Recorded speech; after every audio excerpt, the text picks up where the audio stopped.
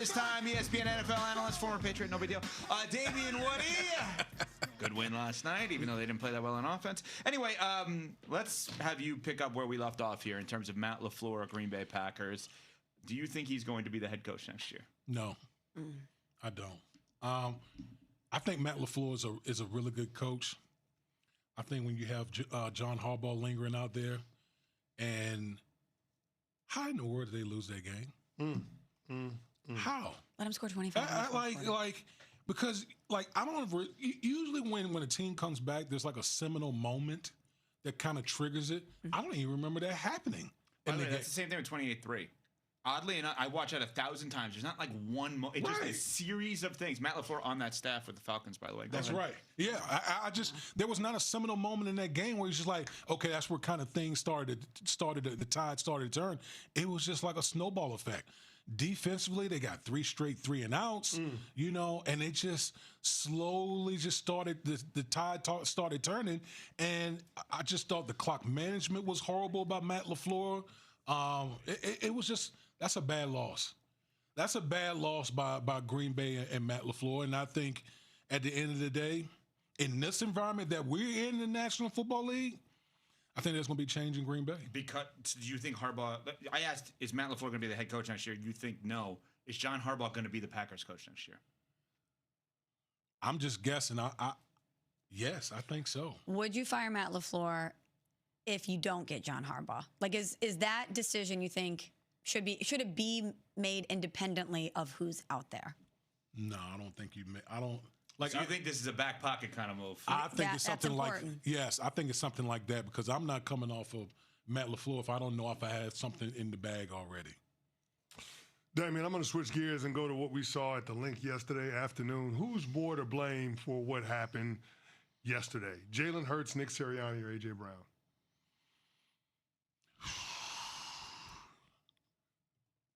Man, that's a tough one because they all played a part in it.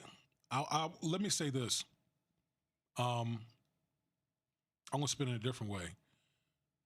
Shout out to Kellen Moore. You know the sign of a really good coach is when they leave, not only how they're doing the place that they're at, but what does their former place look like? Good point.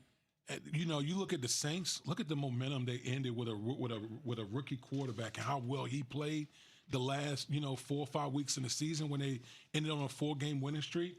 And then look at how the Eagles offense looked all season long. It's like night and day. And all those guys on the Eagles regressed this year. All of them, from the linemen, Jalen Hurts, A.J. Brown. Name one guy that you felt like when you watched the Eagles, oh, yeah, that guy is playing better than what he played last year. Goddard, that's it. Goddard, yeah, maybe Goddard. Other than that, it's just been regression across the board for the Philadelphia Eagles on offense. We got to talk about the Chargers. 0-2 in the postseason under Jim Harbaugh. Justin Herbert winless in the postseason overall. We always talk about Justin Herbert being a quarterback that comes out of a lab, and we have said that Jim Harbaugh is the guy in the NFL who hasn't won a championship that you give the benefit of the doubt to the most. Your thoughts on the Chargers and their exit in the postseason last night? I wasn't surprised by the last night at all.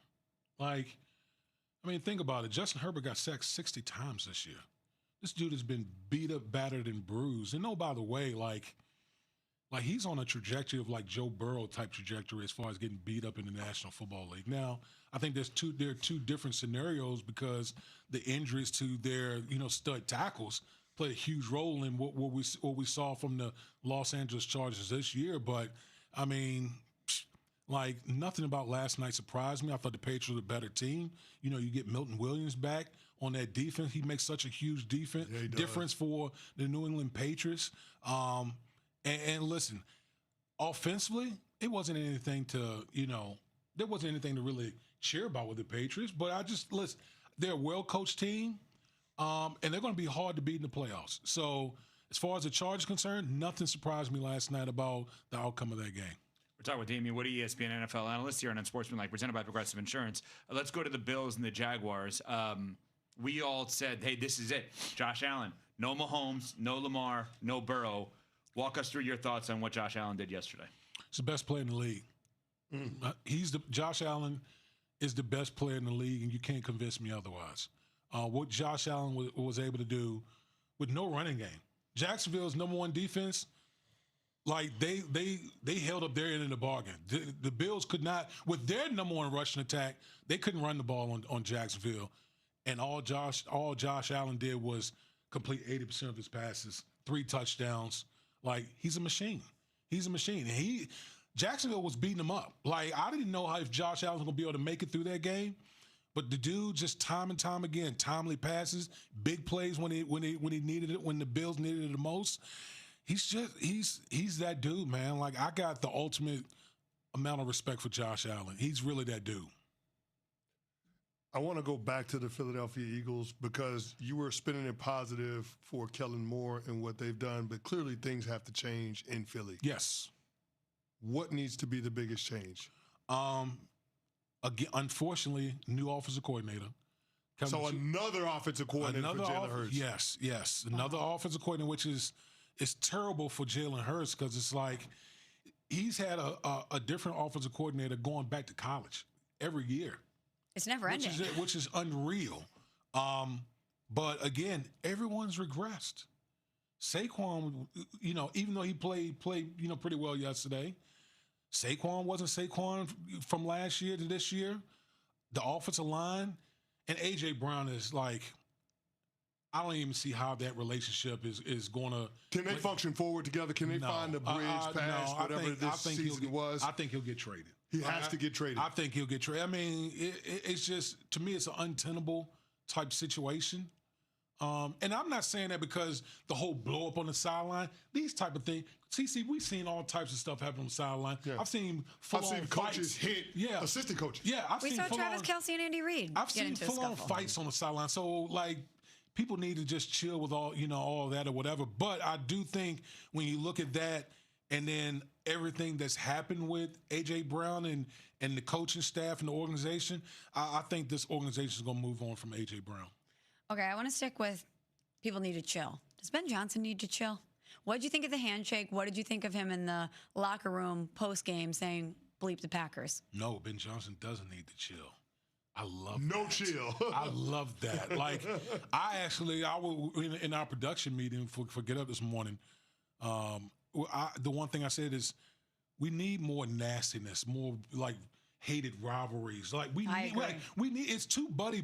Everybody's buddy, but this is a violent sport we play. I want nasty rivalries. Like, I want the Packers and Bears to be nasty. I want Pittsburgh and Baltimore to be nasty. Like, to me, that adds to the game. That adds to the fire between those organizations. So, listen, you hear everyone, whether it's on social media or whatever, saying, oh, the sportsmanship. Damn all that. I want all the smoke that Ben Johnson is dealing out. And that right there is why the Green Bay Packers are in a tough spot. Because that was my critique of Green Bay. They don't have any of that anywhere on their team. They don't have any nasty. That's a good point. Think about it. Who's the nasty? Think about the Super Bowls you guys won. Lawyer Malloy could get suspended at any point for targeting in today's day and age. Yeah. You actually want that, not to hurt players. I'm saying you want crazy. You want Vrabel was nuts with you guys. Yeah. He's nuts now, right? Yeah. But where is that with Green Bay? You got Chicago as an identity of we are going to stomp on you, and the Packers now have this identity of we're not going to fight back. Think about that. That's not what it didn't happen in the second half. I mean, Green Bay was literally dominating that game. Crushing them. And then in the second half, it was just a complete, they just disappeared. And I don't know again, there was not one moment where you could look at him like, okay, that changed the momentum of the game. It just happened over a period of time. And there was nothing that Matt LaFleur and anyone could do about it. Matthew Golden tried. He tried. He did his damnedest. Yeah, but he didn't have enough hombres coming with him. Not enough dude in the trenches. No question about it. I do want to get to this. What is your expectation for tonight's game between the Texans and the Steelers? Man, I feel bad for Aaron Rodgers. He got them all pros. That defense. Houston has those monsters on defense. And we know Aaron Rodgers gets rid of the ball faster than any quarterback in the National He can't get rid of it fast enough to but that's not Will Anderson and Danielle You're not going to 4 and 5 your way down the field. Guys. Not those guys. They're too good on defense. This, man, I mean, Good luck with that. This is it. Good luck with that. In 20 minutes, we'll get more on that. Joe Buck is calling the game tonight, and he'll join us here on Unsportsmanlike in 20 minutes. In 20 minutes for Damien, he will be on Get Up at 8 a.m. Eastern. Always a pleasure to have former Patriot, Jet, Lion, ESPN NFL analyst Damien Woody